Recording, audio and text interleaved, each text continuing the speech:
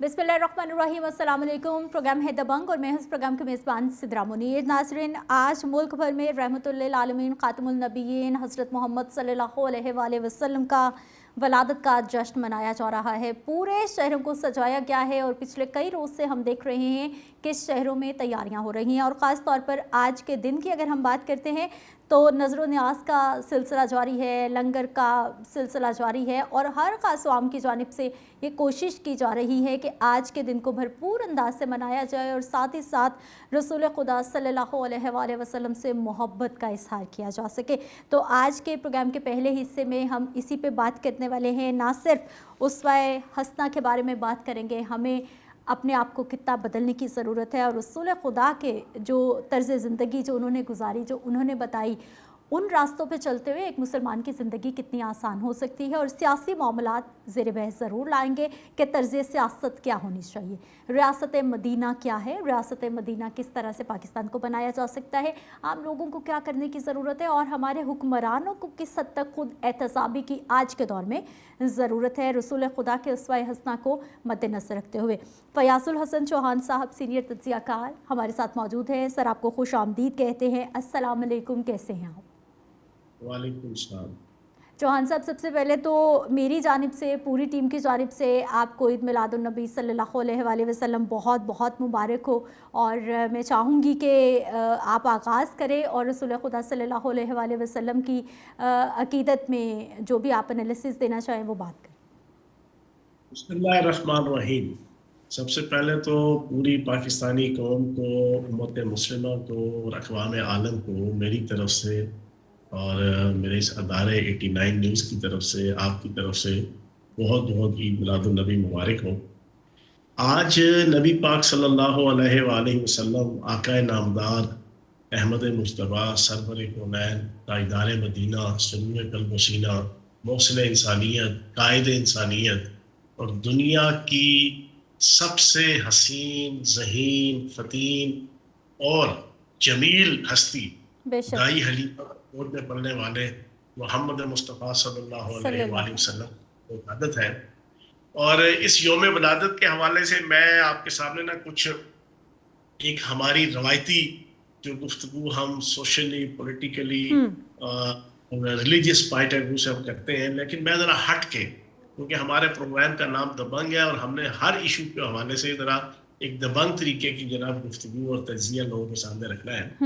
मैं आपके सामने नबी पाक सल्लल्लाहु अलैहि वसल्लम की ज़िंदगी का एक पहलू जो मैं समझता हूँ कि जो मैंने तारीख पढ़ी इस्लाम की, नबी पाक सल्लल्लाहु अलैहि वसल्लम की, मैंने उसमें से बहुत कुछ सीखा।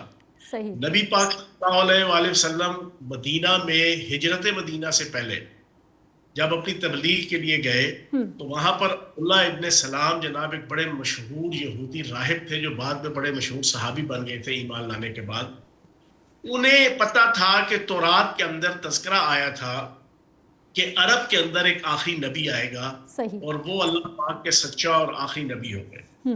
अच्छा, उन इस बात की बड़ी एक तलब थी, एक हिरस थी कि काश मेरी जिंदगी के अंदर जो है वो अल्लाह का नबी आए और मैं उसके ऊपर ईमान लेकर आऊं। सही। अच्छा, अब्दुल्लाह बिन राहब को जब ये पता चला कि नबी पाक सल्लल्लाहु अलैहि वसल्लम मदीना आए हुए हैं तबलीग के लिए, वो उनको ढूंढते ढूंढते जनाब उस जगह पे पहुंचे जहां पे नबी पाक सल्लल्लाहु अलैहि वसल्लम लोगों को इकट्ठा करके जनाब वो तबलीग फरमा रहे थे।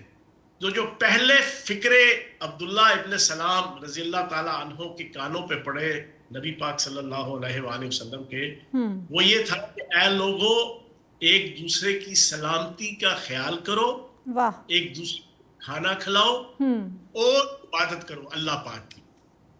अब ये तीन चीजें हैं, अब ये समझने वाली है। बड़ा टेक्निकली मैं आपके सामने ये चीजें रखूंगा। इस्लाम की पूरी थीम है इसके अंदर। पहली चीज ये, इस्लाम सलामती का मजहब है, बेशक। फितना फसाद का मजहब नहीं है। इस्लाम एक दूसरे की इंडिविजुअल कलेक्टिव सलामती का, इज्जत का, वकार का, एहतराम का कायल है। सही। वो कभी भी सोसाइटी के अंदर, माशरे के अंदर फितना, फसाद और एक दूसरे की इज्जत, वकार, जान माल पे हाथ डालने का कायल नहीं है। पहली चीज। दूसरी चीज, آپ صلی اللہ علیہ وآلہ وسلم نے فرمایا کہ کھانا کھلاؤ، کھانے کی آفر کرو. اب یہ نہیں کہا غریب کو کھانا کھلاؤ. آپ صلی اللہ علیہ وآلہ وسلم نے فرمایا کھانے کی دعوت دو. صحیح. کیا اس کا کیا مفہوم ہے؟ اس کا مفہوم یہ ہے کہ جو اچھا انسان ہوتا ہے، اور آبویسلی جو نبی پاک صلی اللہ علیہ وسلم نے فرمایا اس کے مطابق چلنے والا اچھا انسان ہی ہوتا ہے. اچھے انسان کی اور اچھے مسلمان کی خوبی یہ ہے کہ وہ اپنے عزیز و اقارب کو، اپنے ارد گرد کے لوگوں کو، غرباء کو، مساکین کو، رشتہ داروں کو، محلے داروں کو، قرابت داروں کو، دوستوں کو وہ کھانا کھلائے گا. صحیح. وہ کوئی اتنا موقع نہیں چھوڑے گا کہ جس پہ وہ ان کو فیسیلیٹیٹ، ان کی ہاسپٹیلٹی وہ نہیں کرے گا. دو چیزیں. پھر اسی ایشو سے ریلیونٹ ایک اور چیز ہے. صحیح. دعوت کیا ہوا کہ انسان کی پیٹ کی دوزخ اگر ٹھنڈی نہیں ہوتی تو پھر ہر چیز کہنا وہ ختم ہے. اور پھر نبی پاک صلی اللہ علیہ وسلم کی ایک حدیث ہے کہ غربت سے پناہ مانگو کیونکہ غربت کفر کی طرف لے جاتی ہے. صحیح. تو کہنے کا مقصد یہ ہے، نبی پاک صلی اللہ علیہ وسلم کی دوسری جو تعلیم تھی وہ یہ تھی کہ کھانا کھلاؤ، دوسروں کی زندگی دھوپ کو سخاوت ختم کا کرو. درس. اور تیسری پھر انہوں نے کہا ایک اللہ کی عبادت کرو. ایک اللہ کی. صحیح. صحیح. بتوں کی پوجا نہ کرو، لات کی پوجا نہ کرو، اپنے نفس کی پوجا نہ کرو. اپنے جناب بہت سے جو آپ کے وقت کے حکمران، وقت کے ڈکٹیٹر، وقت کے آمر، وقت کے بدماش، وقت کے جتنے جناب آپ کے بادشاہ ہیں، ان کے خوف سے حق بات کہنا چھوڑو مت. ایک اللہ کے سامنے جھکو، ایک اللہ سے ڈرو اور حق بات. تو یہ تین چیزیں میں نے کم از کم اپنی لائف میں نبی پاک صلی اللہ علیہ وسلم کی ہسٹری اور جناب پوری تاریخ اسلام پڑھی، قرآن پاک کا بھی، حدیث کا بھی، تو میں یہ سمجھتا ہوں کہ آج اس ہستی کا یوم ولادت ہے. ایک اور دلچسپ سن لیں، اللہ پاک نے نا حضرت آدم علیہ السلام کو پیدا کیا. صحیح. پیدا کرنے کے بعد فرشتوں کو کہا ذرا ان کو جاؤ جنت اور جہنم کی سیر کرا کے لاؤ. وہ جناب فرشتے انہیں جنت لے گئے.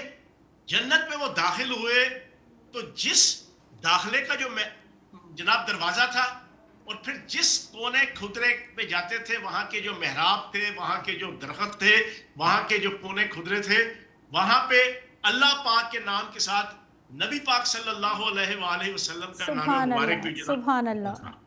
کیا جی. اچھا وہ دیکھتے رہے. خیر پورا وزٹ کرنے کے بعد فرشتے دوبارہ لے آئے واپس جناب اللہ پاک کے پاس. تو اللہ پاک کے پاس پہنچ کے حضرت آدم علیہ السلام نے بڑا پرومپٹلی اور بڑا انتھوزسٹکلی جناب اور اختیاری میں بے ساختگی کے ساتھ اللہ پاک سے پوچھا، اے اللہ یہ جو جنت کے ہر کونے کھدرے، ہر دروازے اور مین دروازے کے اوپر آپ کے نام کے ساتھ جو نام لکھا ہوا ہے وہ کون ہے؟ تو اللہ پاک نے فرمایا کہ یہ وہ ہستی ہے کہ اگر وہ نہ ہوتی تو تو بھی نہ ہوتا. بے شک بے شک. سبحان اللہ.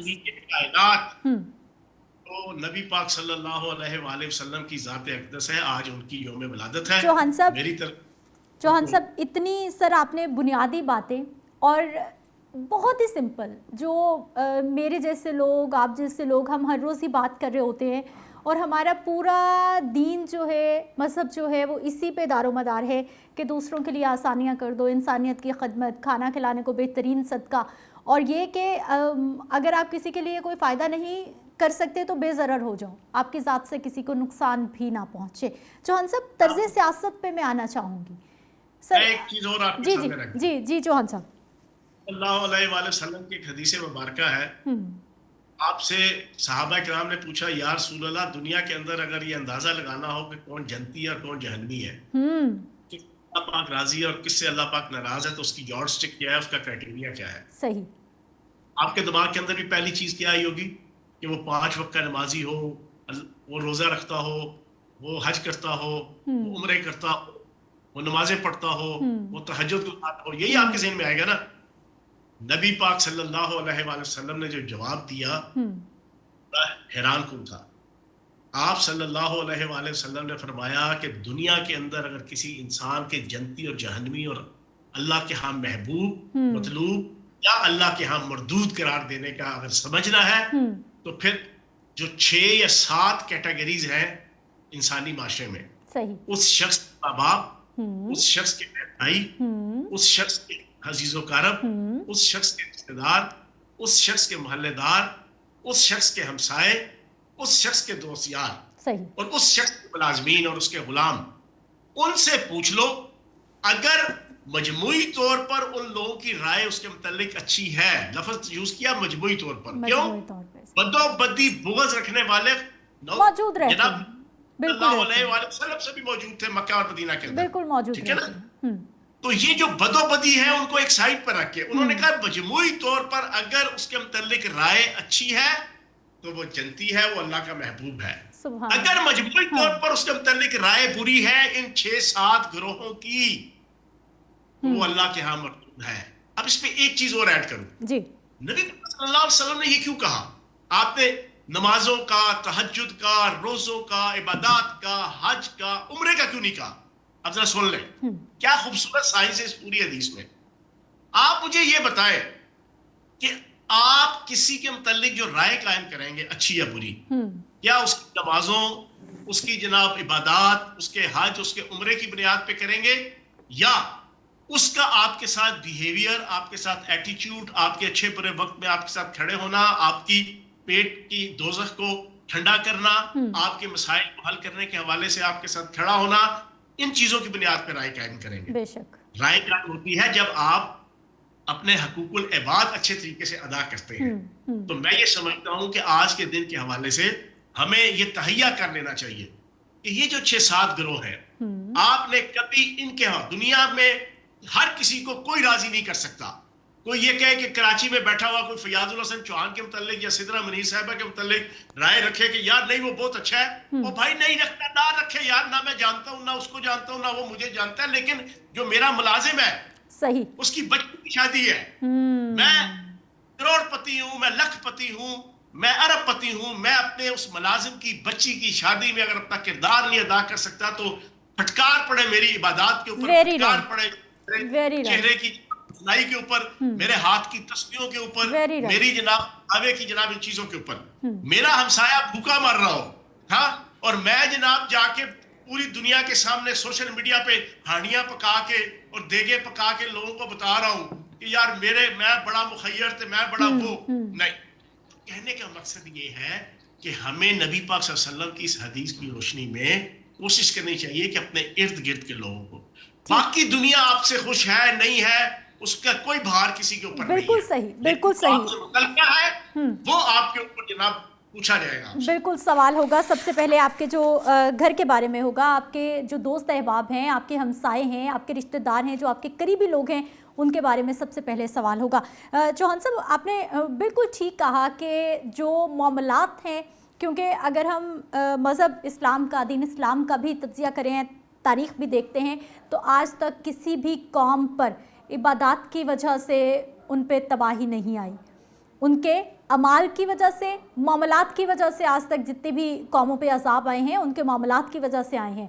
मुझे सर ये बताइए, मैं तर्ज़ हुक्मरानी की तरफ आना चाहूँगी, तर्ज़ सियासत, रियासत मदीना, और जिस रसूल खुदा आखिरी नबी के हम मानने वाले हैं, जो वो सिखा गए हैं, जो वो ज़िंदगी गुजार गए हैं और पूरा एक ज़ाब्ता हयात दे गए हैं, हमारे हुक्मरान सर कितने करीब हैं और पाकिस्तान में मौजूद जो सियासी सिस्टम है वो उससे कितना करीब कितना दूर है?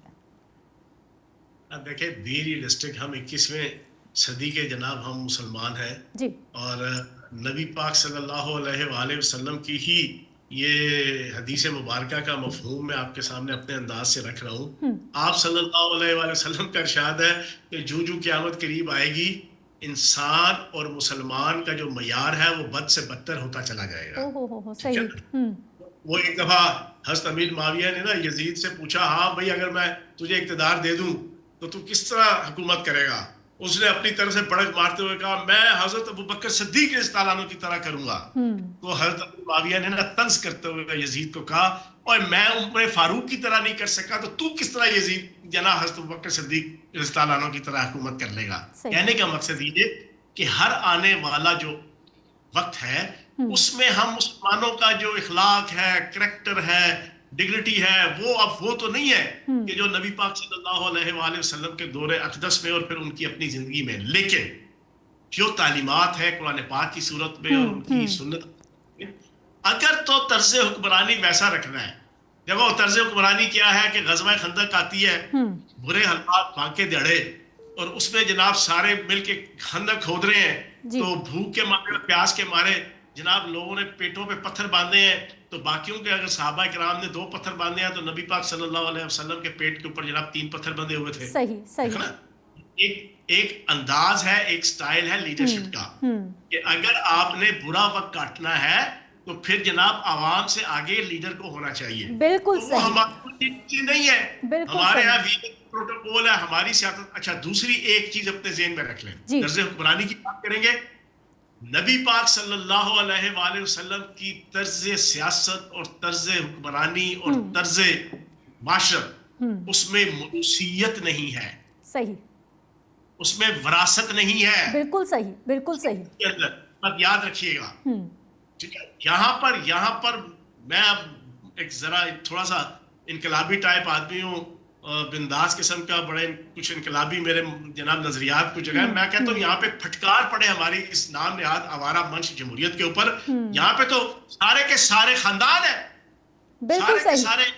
چوہان پچھلی صاحب 4 دیکھ لیں، یہاں پر جناب باپ مرتا ہے تو دادا مرتا ہے تو باپ، باپ مرتا ہے تو بیٹا. یہ والی سیاست، یہ والی طرز حکمرانی نہ اسلام کی ہے نہ نبی پاک صلی اللہ علیہ وآلہ وسلم کی ہے. ٹھیک ہے چوہان صاحب، مجھے سر ایک بریک پہ جانا ہے، بریک سے واپس آتے ہیں، کچھ مزید ٹاپکس ہیں ان پہ بات کریں گے. لیکن آپ نے سمندر کو کوزے میں بند کر دیا کہ جو عوام کے لیے چاہا جائے گا اس سے بڑھ کر اگر آپ سیکریفائز کر سکتے ہیں تو پھر آپ عوامی لیڈر ہو سکتے ہیں، پھر آپ ریاست مدینہ کی بات کر سکتے ہیں، پھر آپ رسول خدا صلی اللہ علیہ وآلہ وسلم کے طرز حکمرانی، طرز سیاست کی، یا پھر ان کے نام لے کر جو ہے وہ بات کر سکتے ہیں کہ ہم عوام کی سہولت کے لیے کچھ کر رہے ہیں. لیکن جو پاکستان میں ہو رہا ہے، دور دور تک اسلام اس کا درس نہیں دیتا. مجھے ایک بریک پہ جانا ہے، واپس آتے ہیں، کچھ مزید ٹاپکس ہیں ان پہ بات کرتے ہیں.